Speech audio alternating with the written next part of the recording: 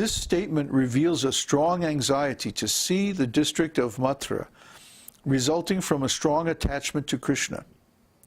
There is another incidence of this strong attachment to Krishna expressed by Bhima when he began to murmur, "My arms are just like thunderbolts, but despite these arms I could not smash Shishupala while he was blaspheming Krishna. Therefore, of what use are these strong arms?"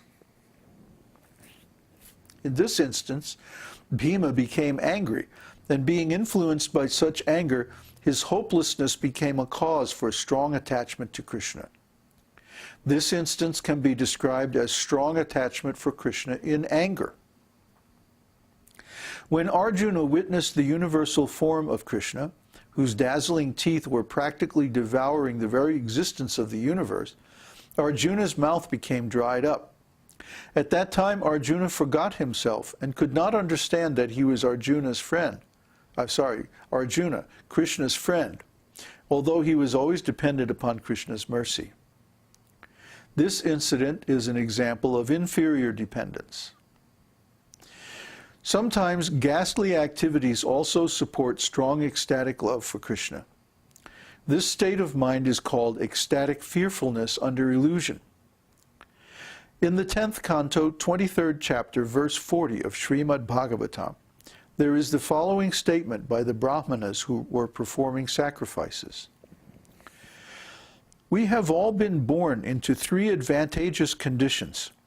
We are in high Brahmana families, we have ceremoniously received the sacred thread, and we are also properly initiated by a spiritual master.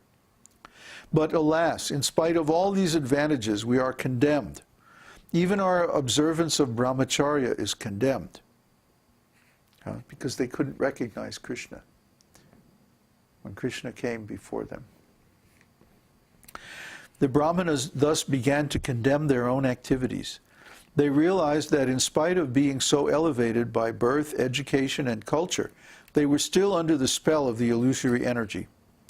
They also admitted that even great yogis who are not devotees of the Lord are covered by the influence of material energy. This kind of hopelessness felt by the Brahmanas who were performing ritualistic ceremonies shows practically no attachment for Krishna.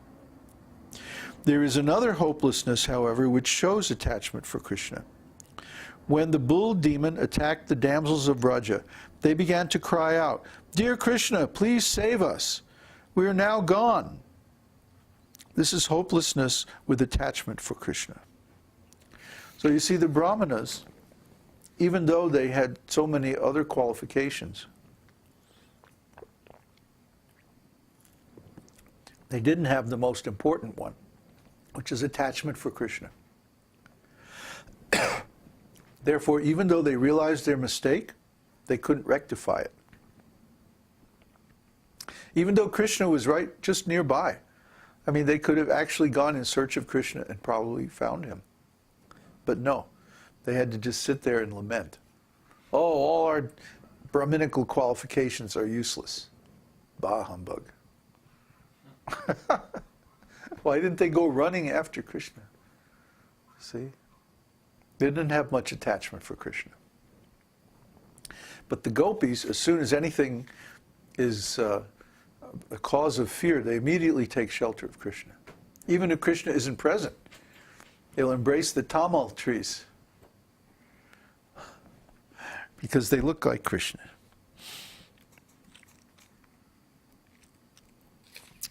When the Keshi demon was assassinated by Krishna, Kamsa became hopeless. He said, "Keshi Daitya was as dear to me as my own life, but he has been killed by some cowherd boy who is crude, uneducated, and ignorant in fighting.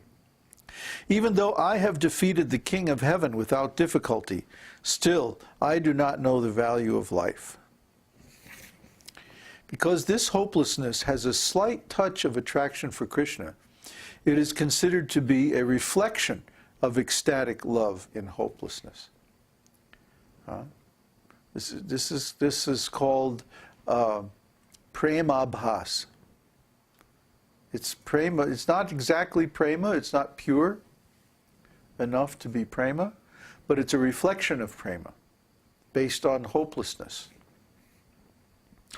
Kamsa once rebuked Akrura by saying, "You are such a fool that you are accepting a cowherd boy to be the Supreme Personality of Godhead simply because he has defeated some harmless water snake."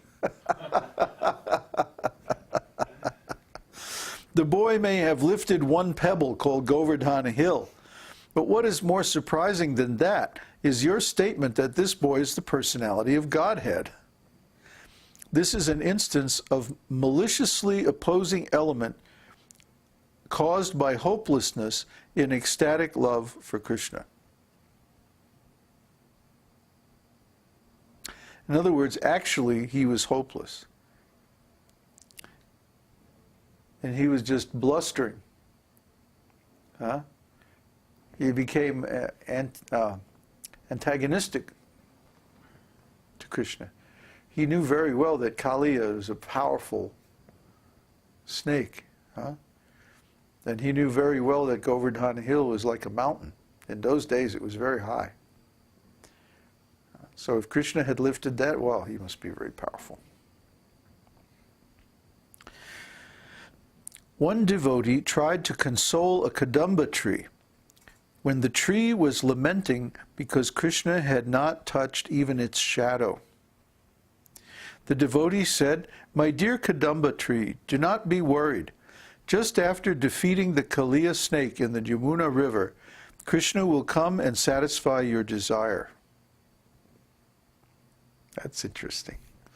This is an instance of inappropriate hopelessness in ecstatic love for Krishna.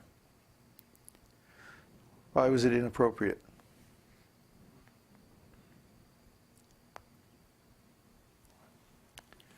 Because Krishna satisfies the desires of all his devotees. So if we have a certain desire to serve Krishna in a particular way, then definitely Krishna will satisfy that desire. It's just a question of time. And we have to be faithful enough that we trust Krishna, that he's going to make some arrangement. Because he says that I protect my devotees. That's what that means. That if the Krishna's devotee wants something in relation to Krishna for his service, that Krishna definitely gives it. He just may not give it right away, or exactly when we desire it. He may take his own time and do it in his own way, but that's all right. We have plenty of time. See? The thing is that people are insecure. They become anxious too easily. They don't trust Krishna because they have been cheated so many times before by material beings. But Krishna is not a material being. He's the Supreme Personality of Godhead. There's no meaning to him being the Supreme Personality of Godhead unless he's fully capable of protecting his devotees. So, why would Krishna wouldn't accept devotees unless he's capable of protecting them? He's not dishonest. He's not irresponsible. His character is so nice that he always provides shelter to anyone who surrenders to him.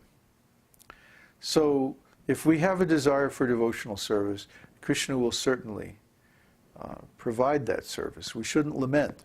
We should just hold that desire in the core of our heart and take shelter of Krishna's lotus feet and wait patiently for him to respond. As soon as we're qualified, he'll definitely satisfy us. Garuda, the carrier of Vishnu, once said, "Who can be more pure than I?" Oh boy. "Where is there a second bird like me, so able and competent? Krishna may not like me. He may not wish to join my party, but still he has to take advantage of my wings." This is an instance of hopelessness in the neutral mode of ecstatic love. Well, that's interesting.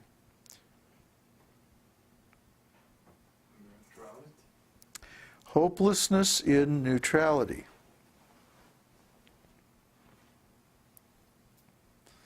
I guess he's feeling separation from Krishna. So he's boasting. But actually behind that is a feeling of hopelessness. See, this science of rasa is a very fine-grained analysis of human psychology, including the feelings behind the expressions. It's very deep. Why is it neutrality? Well, because there's no service. He wants to serve. He wants to serve, but apparently Krishna is not coming.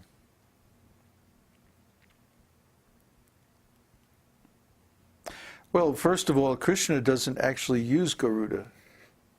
Oh, yes. See, Krishna always travels on the surface of the earth. It's Vishnu who uses